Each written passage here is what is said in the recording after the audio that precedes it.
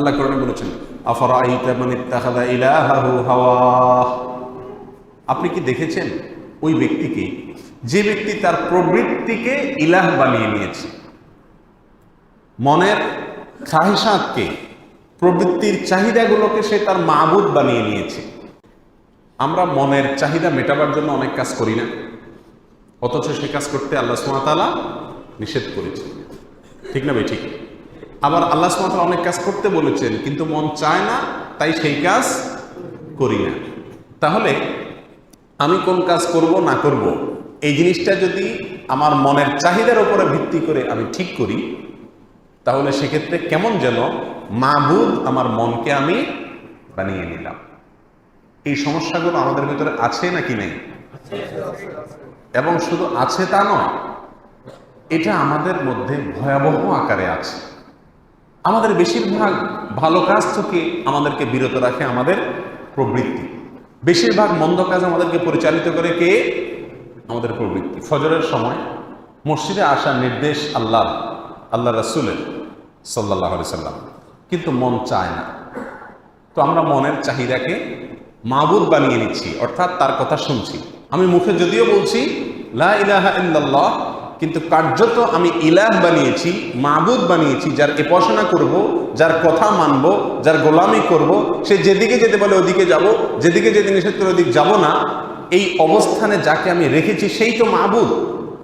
আর সে মাবুদটা আমরা আমাদের প্রবৃত্তিকে, মনকে নানাভাবে স্থির করেছি।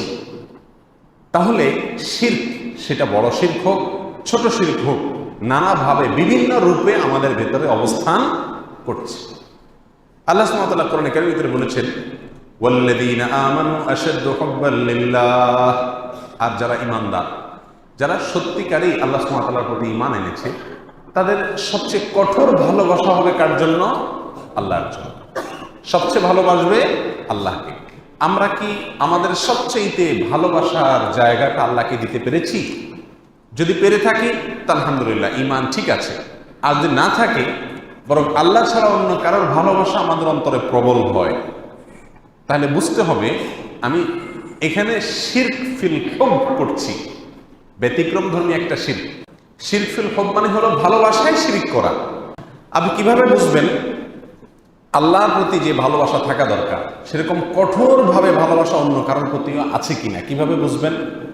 যখন কোনো কাজ করা বা না করার ব্যাপারে ডিসিশন নিতে হবে, আপনাকে সিদ্ধান্ত নিতে হবে, তখন আপনি চিন্তা করবেন যে আপনাকে সেই সিদ্ধান্ত গ্রহণ করার ক্ষেত্রে কার ভালোবাসায় প্রভাব ফেলে। যদি আল্লাহর নির্দেশ এটাকে আপনি প্রাধান্য দিতে পারেন, তাহলে বুঝতে হবে আল্লাহ সুবহানাহু ওয়া তাআলা ভালোবাসা আপনার ভিতরে প্রবল আছে। আর ওই ব্যাপারে সিদ্ধান্ত নিতে গিয়ে যদি স্ত্রীর চাহিদা, সন্তানের চাহিদা, পরিবারের চাহিদা, সম্পদের চাহিদা, দুনিয়াবি কোনো চাহিদা, প্রবৃত্তির চাহিদা যদি বাধা হয়ে দাঁড়ায়, আর তার বিপরীতে যদি আল্লাহর সিদ্ধান্ত দেওয়া থাকে, সেক্ষেত্রে আল্লাহর সিদ্ধান্তটা যদি আপনি না মানতে পারেন, গ্রহণ না করতে পারেন, বোঝা যাবে আপনার অন্তরে ভালোবাসার প্রাবল্য যেটা রয়েছে সেটা আল্লাহর ভালোবাসা নয়, বরং অন্য কারো ভালোবাসা এটা প্রাধান্য বিস্তার করে আছে। সম্মানিত উপস্থিতি, এভাবে অনেক প্রকারের শিরক আছে যেগুলো আলোচনা সচরাচর হয় না। ভয়ের ক্ষেত্রেও শিরক আছে। ভয়ের ক্ষেত্রে শিরক কিরকম? আমরা সবচেয়ে বেশি ভয় পাওয়ার কথা কাকে? আল্লাহ সুবহানাহু ওয়া তাআলা। একজন মুমিন তিনি আল্লাহ ছাড়া আর কাউকে ভয় পাওয়ার কথা।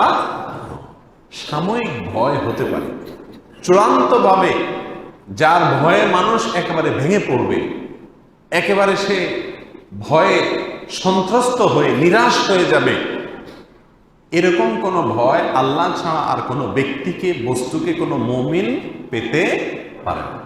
যদি আল্লাহ ছাড়া আর কারোর ভয় আপনার ভিতরে প্রাবল্য বিস্তার করে, তাহলে বুঝতে হবে আপনি আশ-শিরকু ফিল খাউফ এ লিপ্ত, অর্থাৎ ভয়ের ক্ষেত্রে শিরক করছেন।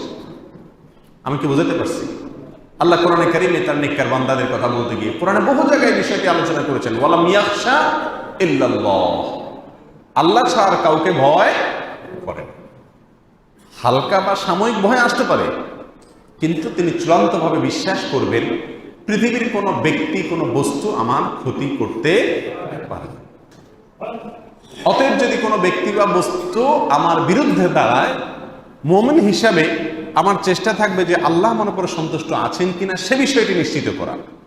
সেটা যদি নিশ্চিত করা যায় তাহলে সেক্ষেত্রে অন্য যত বড় শক্তি আমার বিরুদ্ধে দাঁড়াক, আমি ভয়ে বিচলিত হয়ে একেবারে তটস্থ হয়ে সন্ত্রস্ত হয়ে দিশেহারা হয়ে যাওয়ার কথা নয়। আজ আমাদের অবস্থাটা কি? আমাদের ভয়টা কি এই লেভেলে নিয়ন্ত্রিত থাকে? বড় পরাশক্তি, সেটা মানুষ হোক, কোনো পশু হোক, জীবজন্তু হোক, যে কোনো জিনিসের ভয়, খুব প্রভাবশালী ব্যক্তি যদি আমার বিরুদ্ধে বৈরী হয়ে যায় তখন আমরা ভয় পাই। এই ভয়টা এত বেশি হয় যে আমার বোধহয় আর রক্ষা হবে না, ঠিক না বেঠিক? এই লেভেলের ভয় যদি চলে আসে তাহলে বুঝতে হবে আমাদের আল্লাহকে যে লেভেলের ভয় পাওয়া উচিত তার পাশাপাশি লেভেলে অন্য কাউকেও আমরা ভয় পাচ্ছি। তাহলে আল্লাহর সঙ্গে অন্য কাউকে সে অবস্থান দিয়ে আমি আশিরকু ফিল খাউফ, অর্থাৎ ভয়ের ক্ষেত্রে আমি শিরকে লিপ্ত। আমি কি বুঝাতে পারছি? তাহলে প্রবৃত্তিকে অনুসরণ করা এটাও এক প্রকার শিরক। ভালোবাসার ক্ষেত্রে সর্বোচ্চ ভালোবাসা থাকা উচিত আল্লাহর জন্য। সেই ভালোবাসা যদি আমাদের অন্য কোনো মানুষের প্রতি হয়, অন্য কোনো বস্তুর প্রতি হয়, তাহলে সেক্ষেত্রে আমরা আশিরকু ফিল মাহাব্বা বা ভালোবাসার ক্ষেত্রে শিরকে আমরা লিপ্ত। সবচেয়ে বেশি ভয় উচিত বা একমাত্র ভয় পাওয়া উচিত আল্লাহকে। যে মনে করবে এই পৃথিবীর সব কিছু আল্লাহ সুবহানাহু ওয়া তাআলার কন্ট্রোলে, সে কোনো ব্যক্তি বস্তুকে ভয় পাওয়ার কথা নয়। যেমন ছিল নবীগণ, আম্বিয়া আলাইহিসসালামকে কোনো পরাশক্তি, কোনো কিছুর ক্ষয়ক্ষতির ভয়ে তাদেরকে কখনো কাবু করতে পারেনি, কারণ তারা বিশ্বাস করতেন মনে প্রাণে যে আল্লাহ ছাড়া আর কেউ সবকিছুর নিয়ন্ত্রণ করেন না। বিধায় যেই বস্তু বা যে ব্যক্তির ভয় আমাকে এখন গ্রাস করছে, এই ব্যক্তি বা বস্তুকে নিয়ন্ত্রণ করছেন কে? আল্লাহ সুবহানাহু ওয়া তাআলা। অতএব আমার যদি ভয় করতে হয় তাকে ভয় করব। কথা বুঝে আসছে?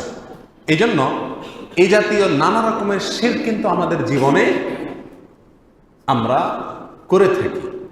আর এরকম সব ধরনের শিরক থেকে পরিচ্ছন্ন এবং পবিত্র থাকা, এটা হলো একজন মুমিনের জীবনের সবচেয়ে গুরুত্বপূর্ণ ইস্যু।